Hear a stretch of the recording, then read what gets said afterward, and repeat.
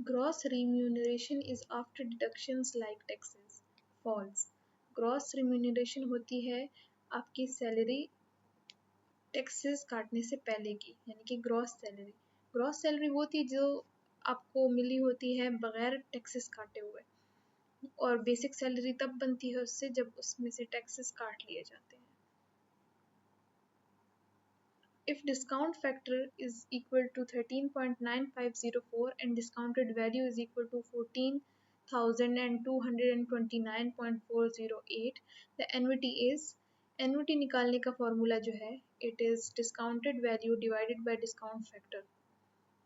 तो इसको अगर हम यहाँ पे सॉल्व कर लें, एन्युटी निकालने के लिए क्या करेंगे, डिस्काउंटेड वैल्यू को डिवाइड कर देंगे डिस्काउंट फैक्टर से, तो आंसर आ जाएगा 1020। AF is equal to 26.24 and AV is equal to 2664.8। तो एन्युटी निकालने का जो दूसरा फॉर्मूला है वो है annuity is equal to AV divide by AF।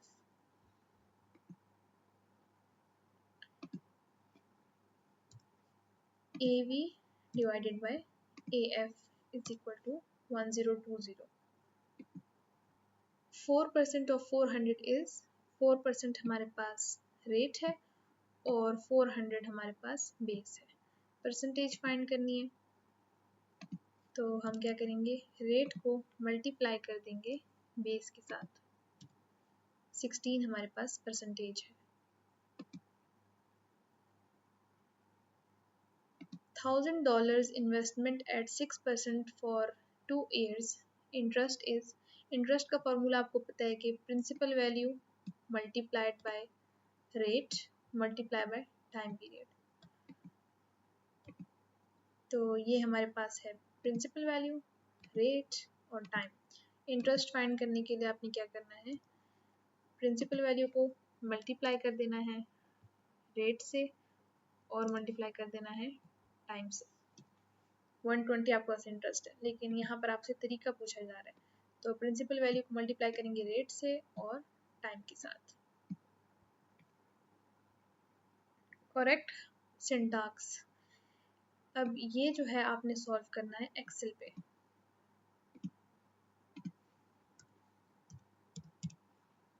इससे डबल टैप करेंगे तो इसका सिंटैक्स खुल जाएगा। Rate, number of periods, PV, start period.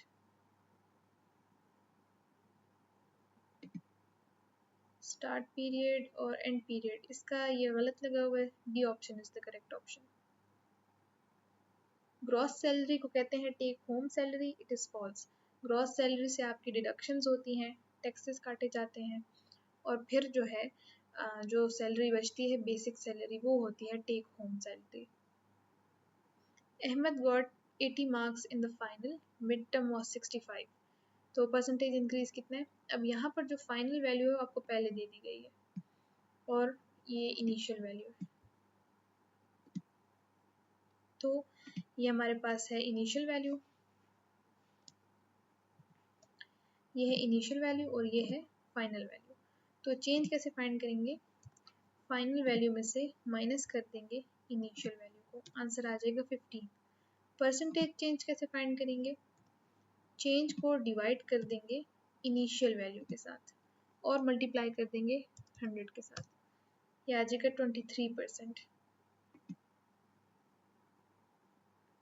Function returning interest payment for investment is IPMT। Salary reduced by 20% from $1000, तो न्यू सैलरी क्या होगी। अब हमें परसेंटेज का पता है और हमें पुरानी सैलरी का भी पता है, तो हमें कह रहे हैं कि ये जो पुरानी सैलरी है इसका 20% रिड्यूस कर दिया गया, तो हम इसका 20% निकालने के लिए इसको मल्टीप्लाई कर देंगे 1000 के साथ और उसको माइनस कर देंगे 1000 से, तो कितनी डिडक्शन आई है ना। तो 20% जो बनेगा 1000 का, यहाँ पर हम 0.2 को मल्टीप्लाई कर देंगे 1000 से और जो भी आंसर आएगा उसे 1000 से माइनस कर देंगे, तो वो आपकी न्यू सैलरी बन जाएगी। अगर A2 में 3 है और B2 में 9 है तो फॉर्मूला फॉर सम क्या होगा।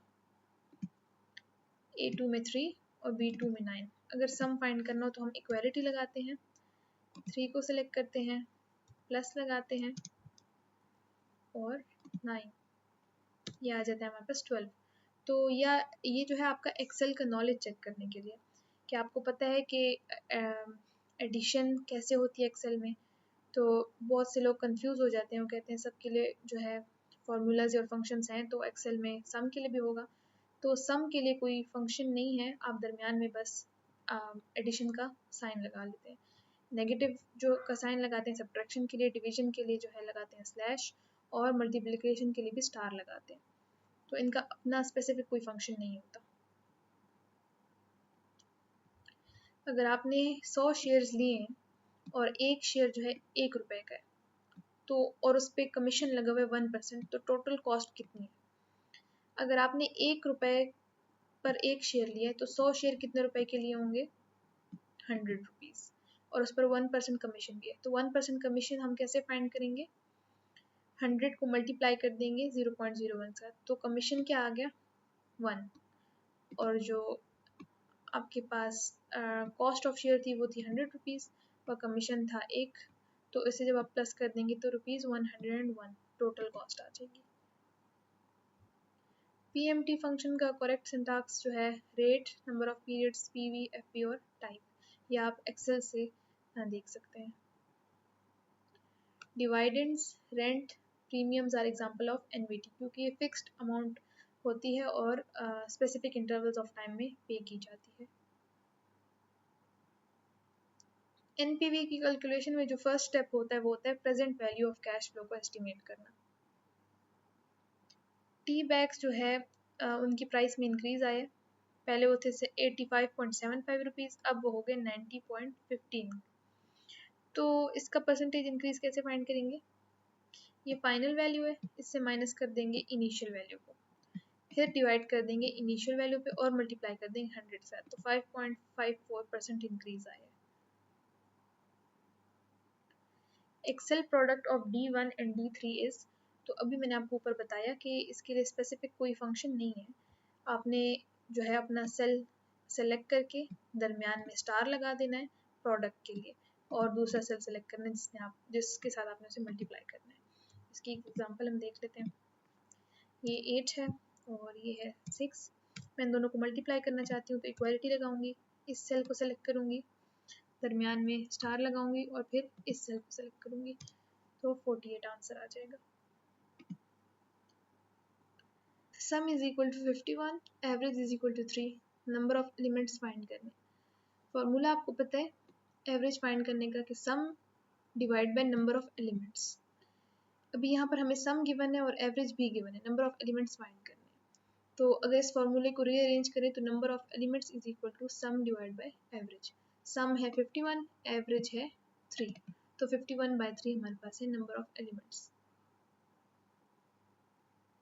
जो राउंड का फंक्शन है उसमें नंबर डिजिट का मतलब होता है कि आपने कितने डिजिट्स तक उसे राउंड ऑफ करना है। जैसे यहाँ पर अगर हम एग्जांपल ले लें इसकी, मैंने इस नंबर को राउंड ऑफ करना है 2 डिजिट्स तक, तो ये मुझे 2 डिजिट्स तक राउंड ऑफ करके दे देता है। 27 is 3% of which number? 27 को डिवाइड कर देंगे 0.03 के साथ, हमारे पास आंसर आ जाएगा। 10, 20, 30 इनका एवरेज निकालना है। 10 प्लस 20 प्लस 30 जो कि हमें दे देगा 60। 60 को डिवाइड करेंगे नंबर ऑफ एलिमेंट्स के साथ, तो ये कितने हैं? 1, 2, 3। 60 डिवाइड बाय 3। एक रेसिपी है, उसमें जो है 2 कप ऑफ आटा के लिए 3 कप ऑफ शुगर इस्तेमाल हो रहा है। तो कहते हैं अगर हम 8 कप ऑफ आटा इस्तेमाल करें तो कितना शुगर चाहिए होगा, कितने कप्स। यहाँ पर हमने देखना है कि 2 के साथ उन्होंने क्या किया है कि 8 बना दिया। 2 कप ऑफ फ्लावर के साथ क्या किया है कि उन्हें 8 बना दिया, तो 2 4s are 8, मल्टीप्लाई किए 4 के साथ, तो हम क्या करेंगे 3 को भी मल्टीप्लाई कर देंगे 4 के साथ, तो 3 4s are 12। 12 cups of sugar चाहिए 8 कप ऑफ आटा के लिए। Basic salary 25,000, allowances 5,000। Taxable income क्या है? टैक्सेबल इनकम कहते हैं आपकी ग्रॉस सैलरी जिसमें से अभी टैक्स कटना है। तो बेसिक सैलरी और अलाउंसेस को प्लस करके हमारे पास आ जाती है ग्रॉस सैलरी जो कि है 30,000। ये जो एक्सप्रेशन है ये ट्राइनोमियल है क्योंकि उसके अंदर 3 टर्म्स हैं, और इसको पोलिनोमियल भी कह सकते हैं क्योंकि एक से ज़्यादा है, तो ट्राइनोमियल एंड पोलिनोमियल। x की वैल्यू क्या है अगर 20% ऑफ x इज 50, तो इसका हमें पता है किसी भी चीज़ का परसेंट निकालना हो तो हम उसको उससे मल्टीप्लाई करते हैं, कहते हैं 20% ऑफ x इज 50, तो ये हमने इसको इक्वेशन में डाल दिया। फिर हमने फाइंड करना है x, तो हम यहाँ पर x को अकेला छोड़ देंगे, यहाँ पर 0.2 इसके साथ मल्टीप्लाई हो रहा है, वहाँ पर जाके डिवाइड हो जाएगा, तो ये हमें आंसर दे देगा 250। तो आपने क्या किया है, 50 को डिवाइड किया है 0.2 के साथ।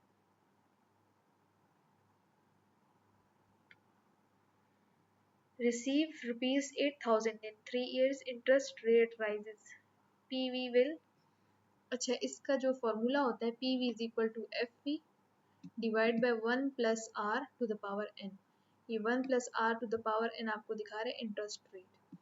तो आपको पता है जब ऐसा फॉर्मूला आपको दे दिया जाए तो आप रिलेशन डिराइव कर सकते हैं, PV का डायरेक्ट रिलेशन है FP के साथ और इनवर्स रिलेशन है इंटरेस्ट रेट के साथ। अगर इंटरेस्ट रेट राइज कर रहा है तो PV क्या करेगा, फॉल करेगा क्योंकि इनवर्स रिलेशन है। 30% 25 का जो है फाइंड करना है, तो 30% हो गया रेट और 25 हो गया बेस।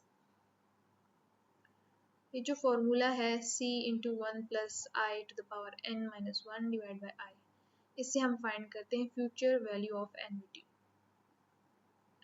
अगर आप लेते हैं 100 शेयर्स और एक शेयर है 50 रुपए का, यानी कि टोटल कॉस्ट क्या हो जाएगी 50 इंटू 100 5000, और उस पर लगा है 1% कमीशन, तो 5000 को अगर आप 0.01 से मल्टीप्लाई करेंगे तो कमीशन की वैल्यू आ जाएगी जो कि है ₹50। ट्यूशन फी पहले थी ₹50,000 और अब हो गई है 59,000, यानी कि ये है आपके पास final value. Final value minus initial value divided by initial value multiply by 100, इस तरह आप परसेंटेज चेंज फाइंड करते हैं। Present value of ₹450 per month for 3 years, earning 0.5% annually। Excel में हम FV का सिंटैक्स खोल लेंगे। रेट 0.5% एनुअली, यानी कि 0.5 इंटू 12। नंबर ऑफ पीरियड्स 3 सालों के लिए, तो 3 इंटू 12। PMT गिवन, हाँ PMT 450 और PV गिवन नहीं। टाइप, जो भी सैलरी आपको मिलती है एंड ऑफ द मंथ में मिलती है, इसलिए आप टाइप में 0 डालेंगे, वरना अगर स्टार्टिंग पे मिलती है तो फिर 1 डालेंगे। तो करेक्ट सिंटैक्स इसका है ए। Functioning returning periodic payments for annuity is PMT. Cost increased 75 to 81, तो परसेंटेज क्या है, फाइनल वैल्यू को माइनस करना है इनिशियल वैल्यू से और डिवाइड करना है इनिशियल वैल्यू से, फिर मल्टीप्लाई करना है 100 के साथ, परसेंटेज चेंज आ जाएगा। Cell reference to row 5 and column D. Excel में अगर आपको एंट्री करें जैसे 7, तो इसको रेफर कैसे किया जाता है, B3, यानी कि पहले कॉलम और फिर row. Most common annuity payment frequencies monthly भी होती है, ईयरली भी होती है, सेमी एनुअली भी होती है, क्वार्टरली भी होती है, इसलिए ऑल आर द फीजिबल। एक क्लास में the relationship between the number of boys x and the number of girls is given by equation 4x is equal to 5y। Ratio of boys to girls कैसे find करेंगे, यानी कि x to y, x by y कैसे find करेंगे, x को यहाँ अकेला छोड़ देंगे और y को यहाँ ले आएंगे, 4 यहाँ पे मल्टीप्लाई और तो वहाँ जाके डिवाइड हो जाएगा, 5/4।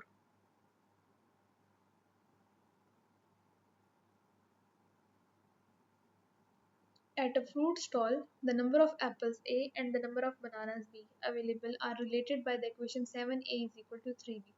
तो ratio of apples to bananas क्या है, apples to bananas यानी कि A by B, 7 को वहाँ भेज देंगे और B को यहाँ ले आएंगे, 3/7। What is the arithmetic mean of the following set of numbers? Sum divided by total number of elements। arithmetic mean का दूसरा नाम average है, 50 plus 20 plus 25 plus 30 plus 35 is equal to 125 divided by total number of elements that are 5. तो answer आ जाएगा 25. When you buy on credit and have cash discount terms, payments made within the specified time, which cover only a portion of the invoice amount, are called partial payments. A square or rectangular array of numbers is called a matrix. अब जो थोड़ी important चीज़ें हैं जिनके बारे में MCQ नहीं है इस फाइल में, तो वो है कि किसी भी कंपनी में अगर आपकी ओनरशिप है तो वो क्या है, स्टॉक. उसके ओनरशिप में आपका शेयर है ना, तो वो है स्टॉक. स्टॉक यील्ड ये है कि आपका जो शेयर है उस पर आपको कितनी इनकम जनरेट होती है. अर्निंग पर शेयर का मतलब है कि कंपनी का जो टोटल प्रॉफिट है उसको टोटल नंबर ऑफ शेयर्स पर डिवाइड कर दिया जाए, तो वो एक शेयर पर कितनी अर्निंग होती है वो उससे आ जाता है आपके पास. प्राइस अर्निंग रेशो का मतलब है the ratio of companies current share price compare to its per share earning. जो फिलहाल शेयर की प्राइस है उसको अगर आप कंपेयर करते हैं कि एक शेयर पर कितनी अर्निंग होगी, उससे कहते हैं प्राइस अर्निंग रेशो. और ये पॉइंट इसके बारे में 2 MCQs आप ऑलरेडी सॉल्व कर चुके हैं कि अगर आप 100 शेयर्स लेते हैं और एक जो है 62.50 रुपीज़ का था, तो आप 62.50 को मल्टीप्लाई कर देते हैं 100 से, ये आपके पास आ जाते हैं कॉस्ट ऑफ शेयर्स.